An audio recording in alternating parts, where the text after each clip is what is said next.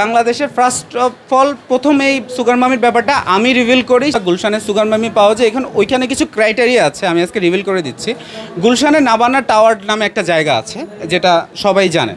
তো নাবানা টাওয়ারে একটা সময় ছিল, আজ থেকে আরও 3-4 বছর আগে, ছেলেরা হাতে রুমাল বেঁধে থাকতো এবং ওইটা ছিল ওই সমস্ত ছেলেদেরকে, মানে ওইটা তাদের নিদর্শক যে হ্যাঁ, যারা হাতে রুমাল বেঁধে থাকে তারা হচ্ছে কলবা হিসেবে কাজ করে।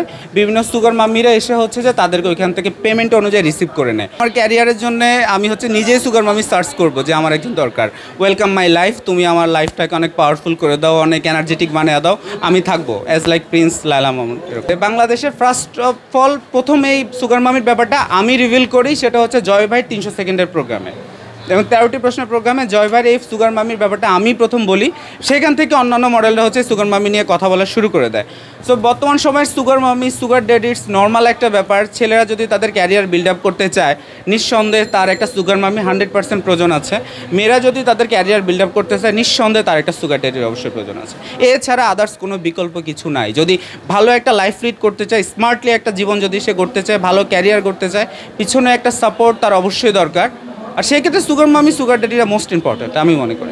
নেই বলে যে সামনে আমি সুগার মামি রিসিভ করব না, তাও কিন্তু না। এমনও তো হতে পারে যে সামনে আমি ওই গুলশানে দাঁড়িয়ে থাকবো হাতে রুমাল বেঁধে, অনেক সুগার মামিরা। আমি বলি না যে সুগার মামি এখন নাই বিদায় যে ভবিষ্যতে হবে না, ব্যাপারটা কিন্তু তা না। এমনও তো হতে পারে যে আমার ক্যারিয়ারের জন্য আমি হচ্ছে নিজেই সুগার মামি সার্চ করব যে আমার একজন দরকার।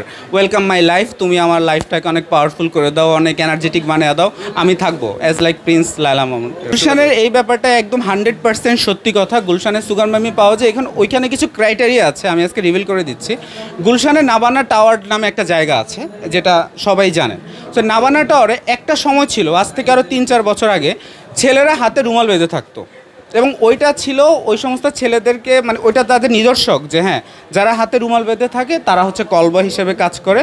বিভিন্ন সুগার মাম্মিরা এসে হচ্ছে যে তাদেরকে ওইখান থেকে পেমেন্ট অনুযায়ী রিসিভ করে নেয় যে তুমি আমার সাথে এক রাত থাকবে, আমি তোমাকে 10,000 টাকা দেবো, 20,000 টাকা দেবো, বা তুমি আমার সাথে থাকো, আমি তোমার লাইফ সেটেল করে দেবো। আপনি কি কখনো হাতে রুমাল বেঁধে দাঁড়িয়েছিলেন? না, আমি এখনও এত অভাবে আমার হয় নাই। আমার ফ্যামিলি ব্যাকগ্রাউন্ড আলহামদুলিল্লাহ অনেক স্ট্রং। আমার বাবা মা দুইজন গভর্নমেন্ট জব করে, আমি নিজে গ্র্যাজুয়েশন কমপ্লিট করা বাংলা কলেজ থেকে। সো আমার আসলে প্রয়োজন পড়ে না যে হাতে রুমাল বেঁধে দাঁড়াতে হবে, কেউ আমাকে 10-20 হাজার টাকা করে নিবে। ওই মানে অতটা খারাপ সময় এখনও প্রিন্স চৌধুরী জীবনে আসে নাই। যখন দেখবো যে না, লাইফে কোনো কিছু হচ্ছে না, একজন সুগার মাম্মি লাইফে খুব দরকার, সেই ক্ষেত্রে তখন দেখবো যে কোনটা অ্যাপ্লাই করা যায়, যে হচ্ছে যে কীভাবে কোনটা অ্যাপ্লাই করলে সুগার মামি হচ্ছে যে আমার লাইফে আসবে বা আমি খুঁজে নেব। সবাই যে ওইরকম পরিস্থিতিতে পড়বে তাও কিন্তু না। সবাই যে ওইরকম পরিস্থিতিতে পড়বে, ওইটা তো হচ্ছে একটা বিকৃত মস্তিষ্কের মানুষ ছিলেন সে। এখন মানে একজনকে দিয়ে তো আমি সবাইকে জাজমেন্ট করতে পারবো না। আমি শেষ করছি।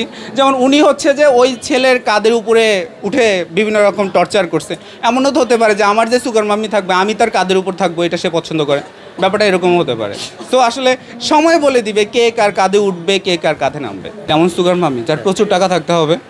অ্যাটলিস্ট আমার এখন রাইট নাও একটা গাড়ি আছে এক্সিও, আমি জানি এক্সিওটা বাদ দিয়ে সে আমাকে BMW কিনে দিতে পারে। ব্যাপারটা এরকম আর কি। আর রূপ সৌন্দর্যের দিক দিয়ে? সৌন্দর্য ম্যাটার করে না বর্তমান সময়ে, টাকা পয়সা কতটুকু আছে এটাই ম্যাটার করে। সো সৌন্দর্য ইজ নট ম্যাটার।